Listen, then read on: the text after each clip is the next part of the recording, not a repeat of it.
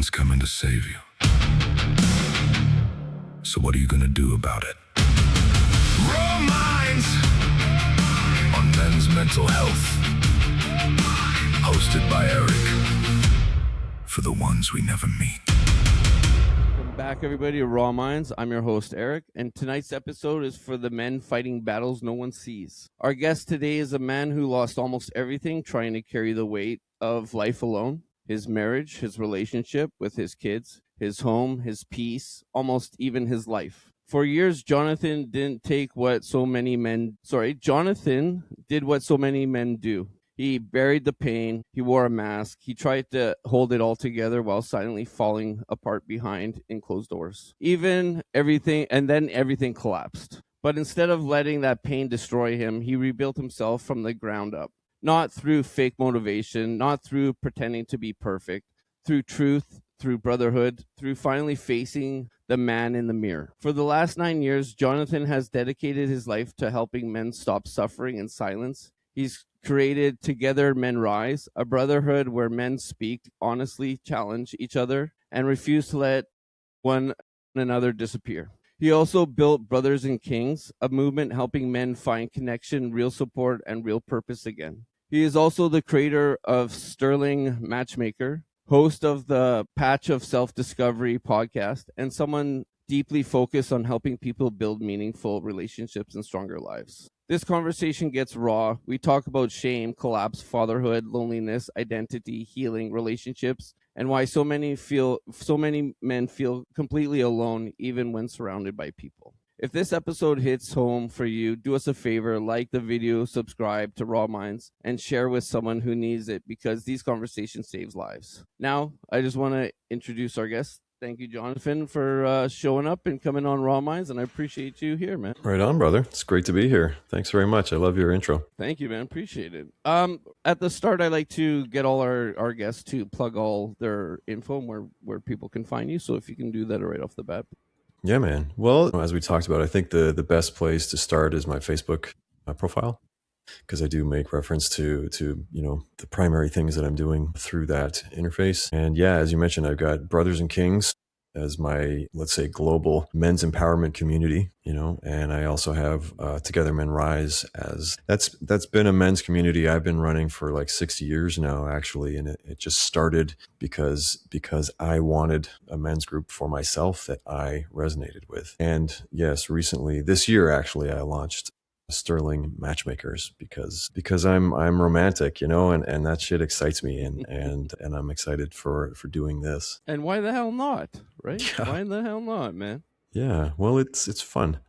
Yeah, exactly, right? And also, your podcast too. I want to, if you can plug that too, please. Yeah, it's called The Path of Self-Discovery with Jonathan Tarrant. I've got a few episodes. In full transparency, I haven't been very active with that. Yeah, the thought that I had just now is I'm about to start a new podcast with my girlfriend, but that's a topic for another day. Yeah, no problem. I mean, you're a busy man. You got lots going on, so, it's hard to make time for everything, right? Trust me, I know I got a lot of things on the go, so definitely. So when people look at you now, they see a leadership, right? They see a leader, right?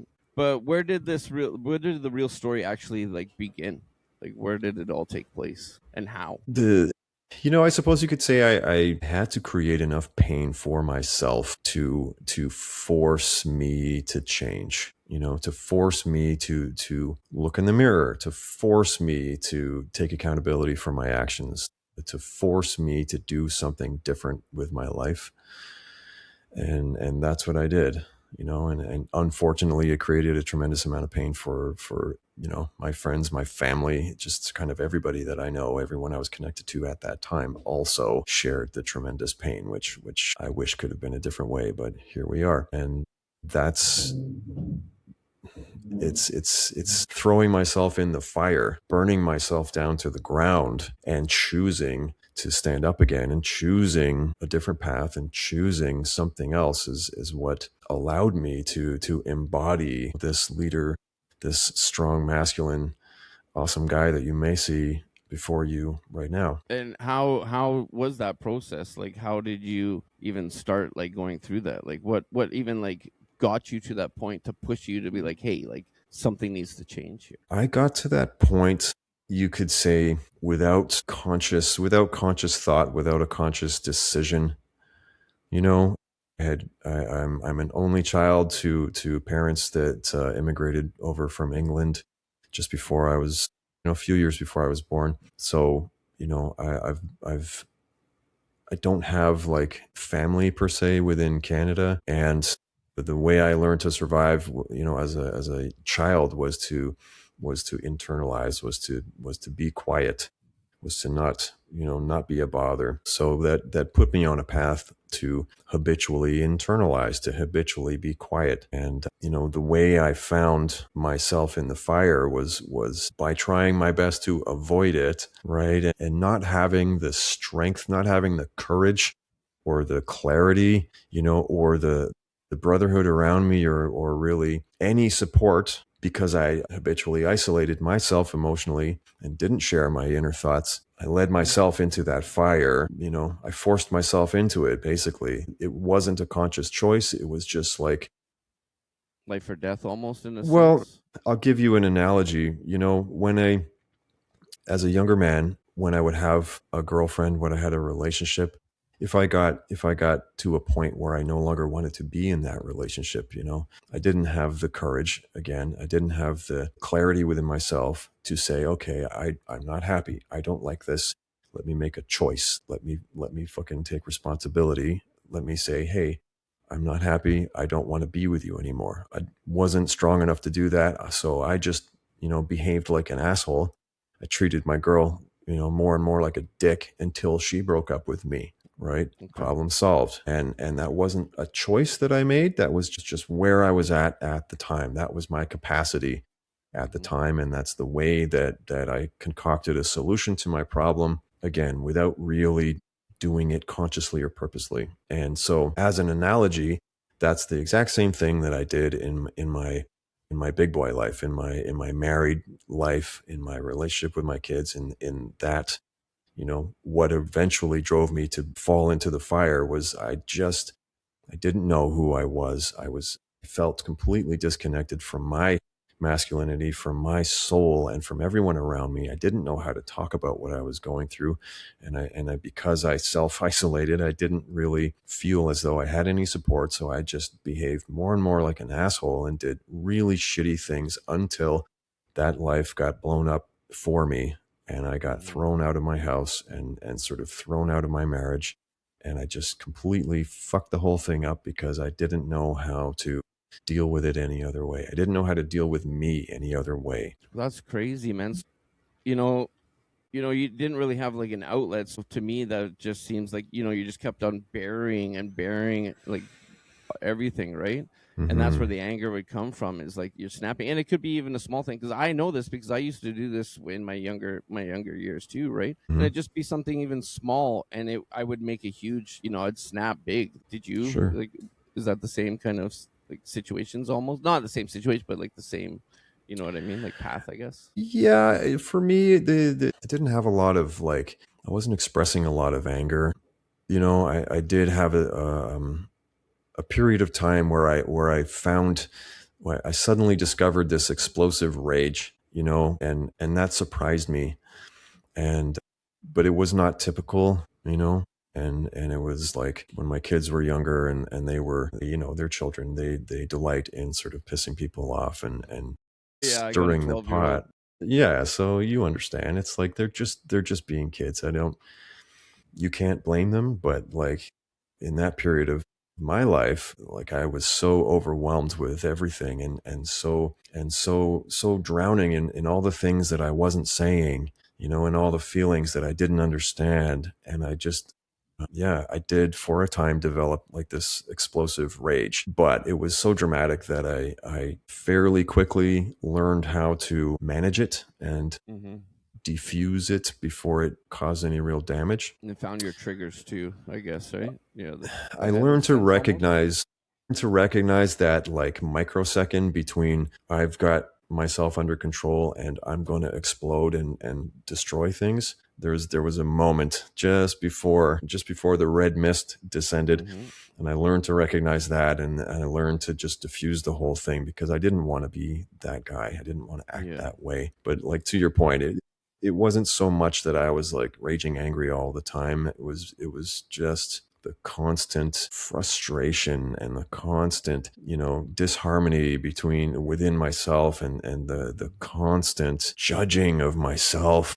Like I had a pretty beautiful life. I had all the things that I thought were supposed to make me happy. I had a nice wife. I had my 2 kids. I had my house. I had a job. I had all these beautiful, amazing, perfect things, right? And I was miserable, and I didn't know what to do with myself, and I didn't know how to resolve it. And then I judged the shit out of myself for being unhappy in this otherwise enviable situation. You know what I mean? And that's the worst part is like, I say this all the time on my podcast is, we are so hard on ourselves. We just, shame ourselves, talk so bad about ourselves, even in our own heads. You don't even have to say it, but like Especially. the thinking, right? Yeah, right. And I say, like, some of the hardest conversations in your life are going to be with yourself in your head, Mhm. And I like over time and stuff, like with guests and research and, going through like the whole mental health stuff and doing, fixing myself, I noticed that, like, when you're saying these things, even though you're not saying them, you're even projecting them, though still, your subconscious mind can't tell, if they're good or bad, or you're just thinking it, or if you're, it still Mhm. projects it, and it puts that, and it makes that make you feel like that, Mm. and it really does make you feel like that. Your subconscious, because you're telling yourself this without even like saying it. The subconscious mind is now feeding your soul, I guess you could say, right? Yeah. And it just makes it where it's a vicious cycle, really, right? Oh, So the yeah. main thing that I noticed is I had to change the thought process and how I speak and how I act. Mhm. And a big thing for me is like when I notice that, because I'm the same way. I notice that there's like a millisecond right from the snapping. I'm like, okay, I got to take myself out of the situation, and I'll just walk out of the situation, do what I need to, calm down, and then deal. Because at the end of the day, it's true what they say. What is it? I can't even think now. Clearer heads prevail, right? You know what I mean? And it Sure. really is, because you're acting on actions, right? Yeah, So, absolutely. but It's very true what you said also about the thoughts and the thought patterns and the things that you say, and the emotions that you create within yourself based on your own imagination. They produce real feelings. That you get physical sensations in your body. You get angry, you get maybe aroused, you get whatever you're going to feel. It's your own imagination. It's literally not real at all, but you feel it physically. You get tense, or whatever you're going to get. It's like it creates that physical sensation. So just that constant negative feedback loop within your own head can actually be physically harmful. Definitely, and it like for me, I dealt for years, and it put me in fight or flight mode, Mhm. and my body was always tense. I'm always tense. My shoulders are like always up, Yeah. and that's what it did, and it's like it put the protecting. I forget what my counselor used to say, but it's like the person that protects, and that's what's driving the bus, Mm. and she taught me how to like get up, in my own head, in my body, and be like, hey, you can't drive this bus anymore. I don't need you to protect me. I'm okay. I can protect myself, Mhm. because at the end of the day, I had childhood trauma, and that was me trying to protect the little Erick, right? The little boy that needed that protection, that was scared halfway growing up his life, right? Absolutely. And that's the work that I work on. That's the best way to try to get to that healthy side. And it's ugly, it sucks, Yeah. it really does suck, but it's worth it at the end. I mean, anything that's hard in life and like hard to do, is worth it in the end, at the end of Mm. the day, right? Mhm. I want to talk about, yeah, so like after you started like going through all this, and like you had to face yourself in the mirror, as you say, right? What came over you, and like what kind of like was the breaking point to change, or like what did you do to be like, okay, this is the first step that I need to do to be able to get in the direction where you need to be? Well, the first step that I took was to go and get some proper like counseling, Yeah. you know. And I had previously dabbled with like counseling, sort of, I don't want to say psychiatry, because that's a little too formal, but like, you know, one of the jobs I used to have, they as part of their benefits package, they offer you like sort of free access to Mm-hmm. low level like You counseling. get like maybe 4 times or something like that, or something. Yeah. Sometimes, yeah. And I had tried that, right? Because I recognized that I wasn't okay, right? And I did want to do something about it, but I also had extremely low self-worth. So I really didn't feel valuable enough to invest any time or money into myself. So I'm like, well, okay, let me try this free thing. And I tried that free thing and it really sucked. It actually turned me off the whole idea of counseling because I thought, well, if this is what counseling is, then fuck that, because it was useless. So one of the things that I did after my breakdown, after, as I said, I got kicked out of the house and found myself in the fire. The first step was to acknowledge, how I got myself into that situation and everything that I'd done to get me there, and then go get a proper counselor, and that's what I did. I found one in Toronto that was available, and I was like, I don't care what it costs or how often I have to come and see you, I need to talk and I got to talk to somebody. So let's start here. And you invested in yourself is what it is, really. Well, yeah, the pain, the heartbreak, the damage that I had done was finally enough to motivate me to go and do something real to change and be a better man. Well, I'm gonna say it as simple as plain as possible: is pick your heart. You know what I mean? Pick your heart. At the end of the day, how hard is it for you to go and get help?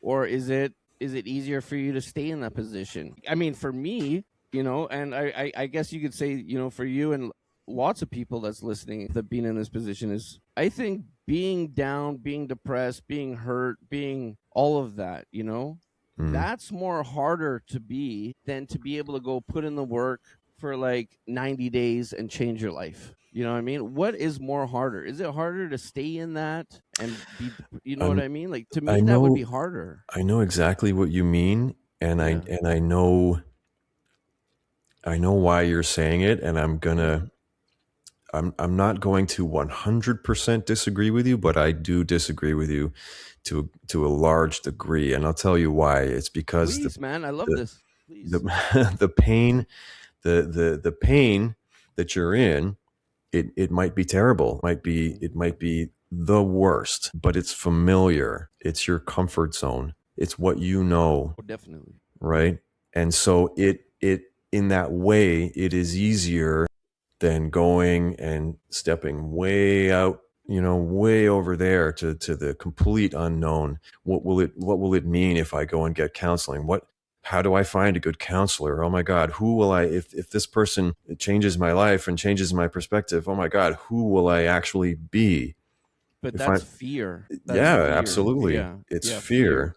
And But also, but here, sorry to cut. I just want to say this. please. But here's the problem too with that: is a lot of people, they haven't even stepped through the door yet, but they've also all of a sudden ran all these scenarios in their head and be like, "No, I'm scared." Like I say this all the time on the show about fear. It's like, so you want to go skydiving, right? And you're scared as shit. You're scared of heights. You're scared, but you're gonna go. Yep. So 2 days coming up, you're like, shit, it's 2 more days. You're starting to get more scared.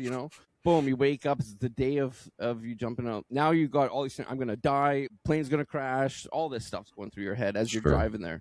You get there, now you're like, shit, I do not want to go up there. I'm scared, but you still go. And then you jump out of the plane. And now you're like, wow, this is beautiful. This is amazing. What the hell was I so scared of for? And you build this whole platform of scare, like what could go wrong, all this, and you're already like making yourself fail in, you know what I mean? Absolutely. Ahead. So that's why I'm saying, like, I guess that's hard. I agree too. Don't get me wrong. I agree. But at the same time, you need to also see the bigger picture. You know what I mean? And that's what it is, right? And I feel it because I was like that. I was in trauma. That was my comfort zone. I knew how to just shut down, hide, all that. That I felt comfortable like that for years and years. But then when I started doing the work, I was like, well, to be honest, it's hard work, but it's easier to do that than to stay like that and miserable. And that's what I was trying to get at. That's what I was trying to get at. Yeah. Well, and that's where I agree with you, right? Yeah. And coming from a place of having walked that path and experienced those things and knowing what both sides of the equation feel like, I know Yeah. Yeah. it's so much better. I feel so much better on this side of the equation.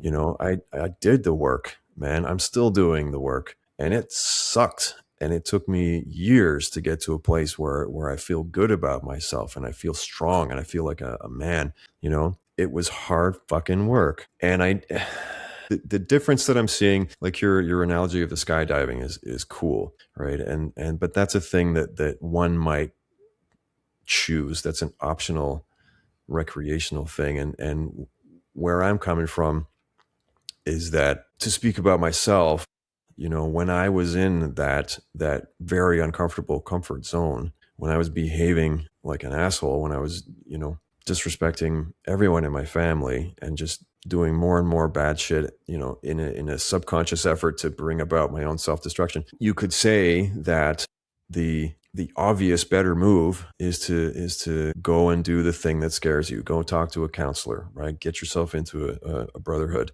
The problem that I had, and I know the problem that a lot of dudes have, is the shame and also the delusion. You know, how many guys do I know that finally achieved their massive breakdown and they look around and they go, how the hell did I get here? How did I let it get so bad before I woke up, you know? In my life, I was, with the self-talk that we've touched on already, my stories were telling me it's not that bad. I've got things under control.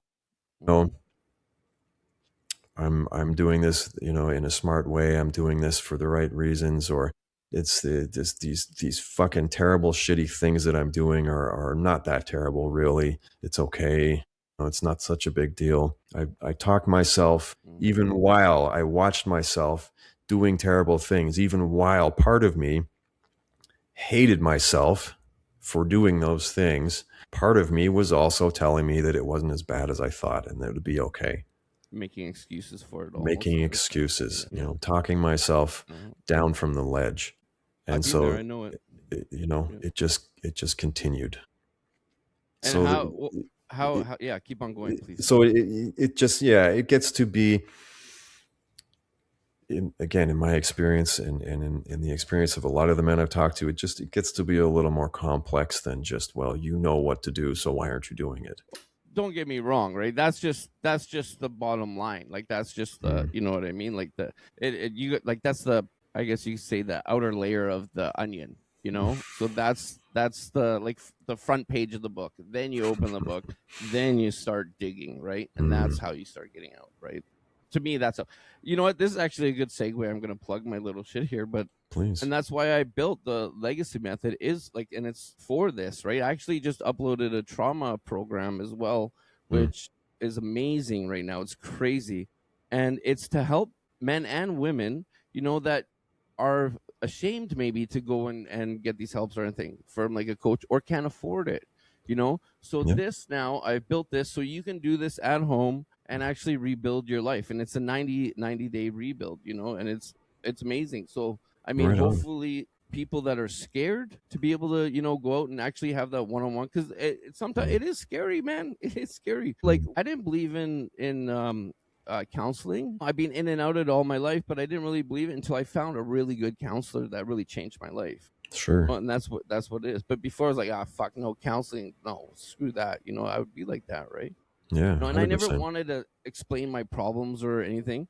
But this way, I built an AI coach. It's an agent. The thing is insane, and it's like you can talk to it, and you can be safe with it, and you know there's no judgment, right? And it's built for that, to give you space and help you. So that's my Beautiful. little segue to that. But yeah, so Right it's just on. another little approach there to help people. Yeah, no, that's beautiful. And it's reminding me, some of the things you said remind me of my intention and the way I built the Brothers and Kings community, right? I built it. I like to say that it's everything a man needs to pull himself out of the darkness and reconnect with his heart and, you know, find his soul again. And like, I understand that a lot of dudes don't want to suddenly put themselves in a men's circle and have to talk. You know, I understand that there's it can be challenging to find a good counselor or a good mentor, So the way I built Brothers and Kings as a community is not only like an open forum where men can text or it's like video message or audio message in real time. You can have the conversations that you want to have, but it's also like a learning library. It's a full resource center. So a man can go and dip his toe in the water, see how he likes it. He can read some articles. He can download some audios. He can begin to learn and absorb, the lessons and all the great experience and knowledge that's built in there. And he doesn't even have to talk, and it's all on his own schedule, right? Because although there are weekly online meetings, right, the community's open 24/7. So like a man can just go at his own time and his own pace and, open up in his own. And if you're needing help too, right, 24/7, they can reach out as well for help, right? So Exactly. that. Yeah. I just want to say, when you sent me the first email, to come on as a guest, the first thing I was like, fuck yeah, let's do this, man. What I thought, right? I 100%, I was like, fuck yeah, let's do this. What I thought you built here is amazing, and I love it. I love it, and I had to get on. This is going to be the second episode coming out this week. That's why I doubled it up, because I think it's a great idea and it needs to be shown, man. So I just want to say I did. I said, fuck yeah, in the email, let's do this right away. I know. Let's go. I love that so much, man. Fuck yeah. Man. Let's go. Yeah. I appreciate you. Yeah, man. I really tell us more about it, please. I think it's great that the community, and then please also of your the matchmaking and all the other ones too, please. But yeah, please tell us more about this, what's involved with it and what it does for the community. Brothers and Kings? Yeah. Well, as I said, it's a 24/7 community, right? I'm hosting weekly seminars, weeklies like this, meetings, because I've been to a lot of men's groups where you get a weekly thing and the sort of leader does all the talking. It's more like a seminar. The leader does all the talking, and most of the guys don't have an opportunity to talk or ask questions or anything like that. It's very structured. It's very much leader first. And I don't like that, and what I do in my other men's group is it's basically all the men are more or less equal, and we all have the opportunity to talk. We all have the opportunity to shine. We all have the opportunity to get support when we need it. And Brothers and Kings is the same way. It's I'm there as the leader. I'm there to run the seminar, so to speak, but I'm going to make sure that every man that's on there with me on that given week has the opportunity to talk, has the opportunity to ask for help if he needs it, has the opportunity just to be heard, to get something off of his chest if that's what he's looking for.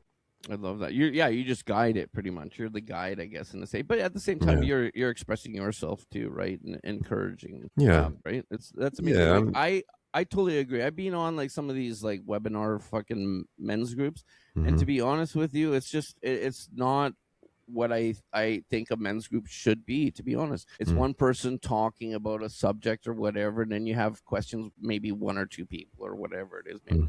But it's not really where you sit down, like you would see on the old school movies. It's a circle. It got this foldable metal chairs. You know what I mean? Yeah. And you sit and actually talk, man. And yeah, be vulnerable with each other. Yeah, man. Actually share something meaningful. Actually learn to express yourself a bit more and a bit more. That's how you grow. Be in the company. Exactly. And that's how you grow. And that's how you grow at an exponential rate, right? Yeah. You can grow by yourself, sure, but man, you will grow so much faster when you're in the company of other men who get it, right? Who can hold that space for you. It's the energy, man. I mean, you go to a concert. You know what I mean? You go to a concert. You may not even like the band, but you go there, say you're going with your someone or whatever, and you see the energy. You know what I mean? Or when if for me, I'm in Vancouver, so if the Canucks score a goal and you're watching hockey, the energy and that you can't mimic. That's, you know what I mean? And you get those in those groups, man. And that's it's amazing. Absolutely. That's how it should be. That's how it should be. Yeah. Well, I'm making Brothers and Kings into, everything that I can think of in one convenient place for a man to find everything that he needs, and also within the community that I didn't mention yet, I've got like featured brothers who have like specialties. I've got a financial advisor, I've got a fitness trainer, right? I've got like special men, and I've got another like men's coach in there as well, aside from myself. And these are featured men. They're equal brothers, right? So you can have your chats with them. You can communicate with them in the community as easily as you can any other brother. There's no extra fees. There's no upsells. There's no VIP bullshit. We're all on the same level. And if you choose to hire one of these guys for whatever reason, sort of privately, you're going to get like discounted rates on whatever services it is that they're offering. That's awesome. So it's like a tight group community taking care of each other. Exactly. Brotherhood. I love it. Yeah. And tell us about your other ventures you have going on as well. Right on. Yeah. I mean, I'll touch on the other men's group that I run, which is called Together. Yeah, please. Together Men Rise. And that was the men's group that I started with my best friend at the time, just because we felt the void. We felt the lack of any other men's group that really resonated. I was having a conversation. I was expressing my frustration because I'd been seeking a men's group. I was at a point in my growth where I really wanted to be in the company of other men and have other men to talk to. And I couldn't find anything. I looked all over the internet. I could not find anything that resonated with me, that felt like a place I'd want to be. And I was having this discussion with my other buddy. And, he's more of a like jump in with both feet and figure it out. Like, that's like me. Yeah. So he's just like, fuck it, let's just make our own men's group. And he invited a handful of guys, and I did the same, and we brought them all together, and there we are. And 6 years later, it's still amazing. Hell yeah. Yeah. And is it all in person though, or is it?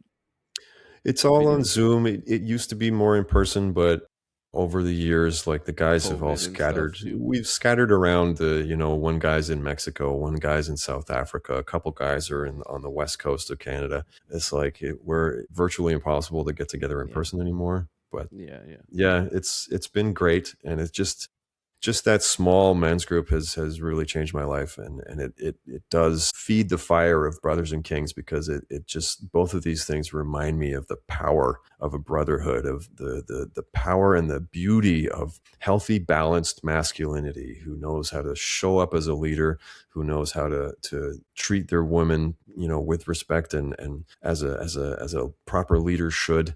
You know what I mean? It's like healthy, balanced masculinity is a beautiful thing. And good mentorship too, right? That's what also, you can find mentors and, people that will take you under your wing and help you, because it's a brotherhood, man, at the end of the day, right? Absolutely.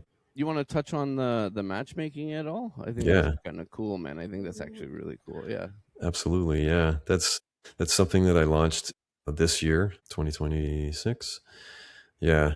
And it's an inspiration. It's an idea that's been parked in the back of my mind for decades, and I guess I won't tell you the whole story, but like, it is an idea that's been sitting in my mind for years and years and years and years and years. And it suddenly came back to me. And I guess now I'm at a place where I'm able to do it. I'm able to carry that. You know what I mean? And when it came back to me as an idea, I really lit up, because I've learned, over the course of my growth, over the course of my embodying, who I really am, the man that I really am. Mm-hmm. I've learned to feel my feelings. I've learned how powerfully emotional I am.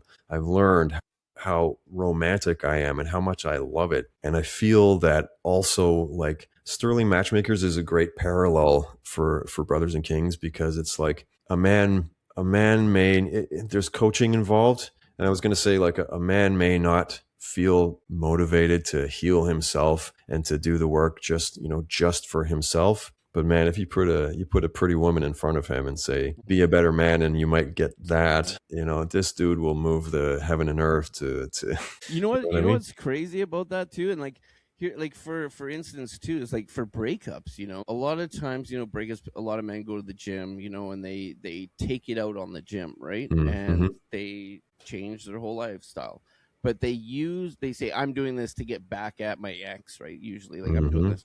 But over like time and months, that changes. That drive actually changes to, I'm doing this for me, I'm doing this for me. Yeah. And that's, I just wanted some people, because they just, you kind of talked about, you said something and it just popped in my head, and I want people to realize that, it's like, do it for you at the end of the day, do it for Mhm. you. Like, no one else matters, man. Who gives a fuck? It's about you, you. Well, it's about the relationship that you have with yourself. That's something 100%. that I say all the time. It's like your relationship with yourself is the most important relationship that you will ever have. And we're at a time now where we have an incredibly superficial dating culture with all the dating apps and it's just too easy to flip, flip, flip. Mhm. You know what I mean? Oh yeah, yeah, yeah. The human connection has just been completely obliterated, and now it's just like, how attractive can you be in that half a second that you've got before I decide Yeah, to swipe left or right? yeah. And again, as a result of many conversations that I've had with people personally, it inspired me to create Sterling Matchmakers, because it's not a dating app. It is a matchmaking agency led by me, led by a human being, right? There's no algorithms, there's no software, there's no bullshit, there's no guesswork. It's for people who have a decent relationship with themselves and they want to have something real and deep and meaningful, with another person. So Do you, how do you though, like, vet them to make sure that they're in that space and they're ready to? Do you have like any kind of vet, or is it kind of like no, it's I all do. about trust? Okay, yeah, Absolutely. Yeah. that's awesome. There's an application process. And part of that is having a conversation with me. And I've got, Yeah, I have a fairly structured interview, you could say, right? yeah, It's with the not right too, questions and with the stuff right too. questions. Yeah. It's friendly. It's easy. It's very conversational, but I get a lot of information and I get to learn a lot about you as a person, Hmm. you know? Well, I mean, just in 10 questions just in 10 questions you can get a lot of information just from someone, you know what I mean? Like, so, Yeah. I mean, depending on how many it is, but I just want to let, like, that's all you really need, really. 10 questions at the end of the day. I did Yeah. research, and I learned all this because I had to do it for my app and my onboarding for people, and they said you want Sure. anywhere between 10 to 15 questions. That's the best. Because when I first started, I had like, on one of them, like 270 questions. I'm thinking to myself, Oh like, my God. who the hell is gonna sit and do, you know what I mean? But I made Mm, it different. Like, so you're not always typing or writing something out because it's all digital. You're like either pressing a button, sliding something, because who the hell okay. wants to sit there? But now it's only down to like 10, some are 12 questions, depending on the program, right? And Cool. it's way easier now. But yeah. Yeah. Yeah. Sorry, that's a little segue again. But yeah. Yeah, no worries. Now that you've been like going through all this, right? How do you feel like being able to give back? You know what I mean? Like, that's just, isn't it it's a great feeling for me personally, and Yeah, like it's like a full circle almost, right? Like, how do absolutely. you yeah, yeah, please tell me. No, it feels amazing. It feels absolutely amazing. I love meeting new people. I love having these Mhm. kinds of conversations. I love watching men light up when they talk to me, right? Dudes that I'll meet somewhere at an event or somewhere I'll meet guys. And it's like, most guys don't talk about their Mhm. internal worlds, right? And it is so beautiful to me. And I see it again and again and again, the way that a man who has spent his entire life not talking will see me, will recognize that I'm open, that I'm listening to him, that I see him, that I'm being vulnerable with him, and it's easy and it's not hurting me at all. And he just lights up and he starts talking like he's Mhm. never talked before. God, it is magical. It is the most satisfying thing. I know it, man. And it's like, I almost can compare it to like my daughter, where when she was a baby and she's trying to figure something out, Hmm. like putting like the right shapes in the right hole, the blocks or whatever. And Hmm. then finally, and you could see that look, and like it's almost like that, it's almost like that look, right? Because you're almost, Mm. you're letting all this, you're discovering something new about yourself because you're being vulnerable, you're releasing it, which drops your shoulders, the stress starts going away, it's Yeah. amazing. You're learning something new. You're discovering a capacity that you didn't know that you had. Hmm. You know, like Exactly. to the example of Magic, your man. daughter, that little puzzle box might seem intimidating, and then she's brave enough to start, and she does one piece, and it's like, oh wow, I got it. And then another piece and then another piece. And it's, you know, she's whatever, let's say she's 3 and she's figuring it out. And that's a big deal for her. Right. But, you know, to your point, it's kind of the same process. It's like you take the one thing and you get that right. And then it's like, you can do this. You realize that you can do this. And then you take another step and you do a little more and it feels great. And oh my God, before you know it, you're like a whole new man. It's baby steps, brother. Baby steps. You know what I mean? Yeah. That's what it is. I mean, and like I say this too, is like, it's like riding a bike. How many times are you going to fall? How many times did you fall down? Get back up on that bike and you fucking pedaled your ass off. And now you're doing wheelies down the street no-handed. You know what I mean? How many times? You know, you picked yourself up. So it's the same with life. You know, it's the same with life. You can pick yourself back up, get back on that fucking bicycle and pedal the shit out of it, right? Yeah, you can. It's just the seems so much harder as an adult. At some point in your adult life, you take on the weight of shame. You know, you begin to become afraid of things that are unfamiliar. Well, and the backpack that you're carrying too, because your whole that invisible backpack, your whole life, you've been just throwing all this shit in there too, right? Exactly. So that you're carrying that weight too, you know, and it's about releasing that. Yeah. And that's like your programs like yours and programs like mine and so many others out there. And so many of my guests being on here, you know, to help be able to, you know, get rid of that invisible backpack that's on your shoulders. Yeah, because you're not going to get rid of it on your own, right? You get to be an adult, your backpack is full and it's heavy as fuck. Man, you need some support to help you to unload that, to look at these things you've been carrying. So much of what you've got in your backpack is useless. It was never yours. Somebody else put that in your backpack.